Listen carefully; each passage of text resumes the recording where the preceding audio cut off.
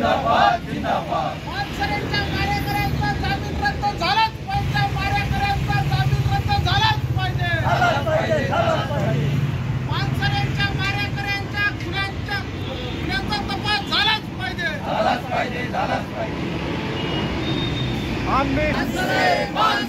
आम्ही सारे पानसरे सीपीआय जिंदाबाद सीपीआय जिंदाबाद लाल बावटा जिंदाबाद लाल झंडा जिंदाबाद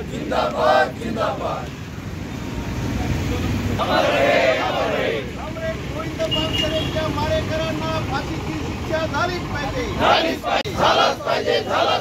कॉम्रेड गोविंद पानसरे अमर रहे, शहीद गोविंद पानसरे अमर रहे।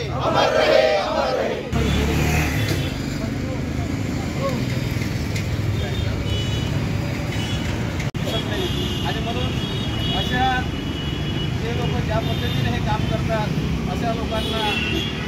आपण जबाब दो आंदोलनामध्ये आपण आपल्या पक्षाचे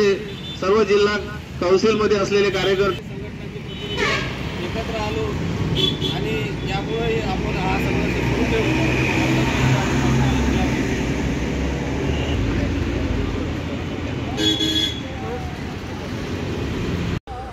मी भारतीय कम्युनिस्ट पक्षाचा राष्ट्रीय काउन्सिल सदस्य तुकाराम भस्मे आज अमरावती जिल्हा कचेरी समोर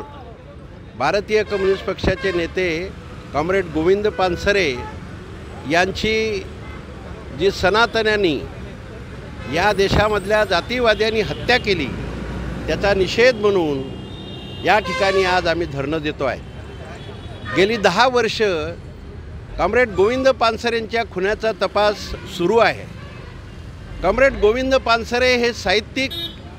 आणि या राज्यातील विज्ञाननिष्ठ एक अत्यंत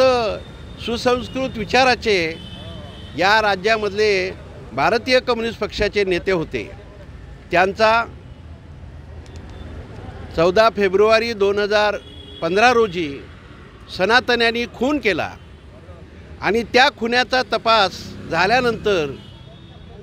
आत्ता काही दिवसाच्या पूर्वी या खुनामधले संशयित आरोपी पकडले गेलेत। त्या आरोपीपैकी 5 लोकांची मुंबई उच्च न्यायालयाने जमानत दिलेली आहे। या खुनामधले संशयित आरोपी अद्यापही पकडायचे आहेत आणि असं असताना देखील न्यायालयाने जी चूक केलेली आहे आमच्या मते त्या चुकीकरता महाराष्ट्र सरकारने सर्वोच्च न्यायालयामध्ये अपील दाखल करावं आणि पानसरे यांच्या खुनाच्या आरोपींचं जमानत रद्द करण्यात यावी ही आज या निमित्तानं आम्ही प्रमुख मागणी करतो आहेत। खरी गोष्ट ही आहे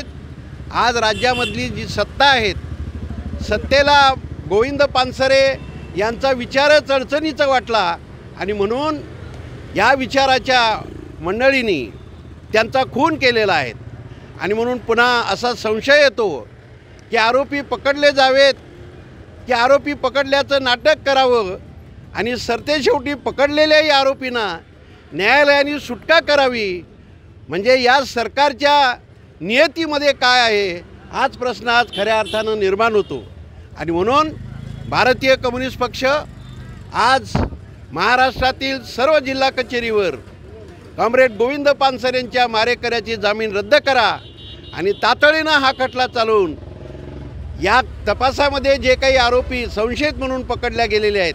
खरं म्हणजे ज्या गाडीला घेऊन पिस्तूल घेऊन सकाळी 7 वाजता मारेकऱ्यांनी पानसरेवर गोळीबार केला ते मारेकरी ज्या साधनाने आले होते ते साधन जप्त केल्यानंतर एवढंच नाही तर कुलबर्गी यांच्या खुनामध्ये असलेले जे आरोपी आहे त्यांचा याच्याशी संबंध असल्यानंतर अनेक गोष्टी पुराव्या दाखल कोर्टापुढे सादर झाल्यानंतरही जर मारेकऱ्यांचा कोर्टामधला निकाल हा त्यांना दीर्घ आणि फाशीची शिक्षा व्हावी म्हणून आज आमचा आग्रह आहे। महाराष्ट्र सरकारला आम्ही विनंती करतो आहेत, महाराष्ट्र सरकारपुढे आम्ही निवेदन सादर केलेलं आहे आणि आज राज्यातल्या सर्व जिल्हा कचेरीवर सुद्धा तेच निवेदन परत जिल्हाधिकारीमार्फत महाराष्ट्राच्या सरकारला आम्ही आग्रह करतो आहे की महाराष्ट्राच्या सरकारने सुप्रीम कोर्टामध्ये जाऊन या मारेकऱ्यांना दिलेला कोर्टाचा जामीन रद्द करण्यात यावा, या मागणीकरता आज हे आंदोलन आहे.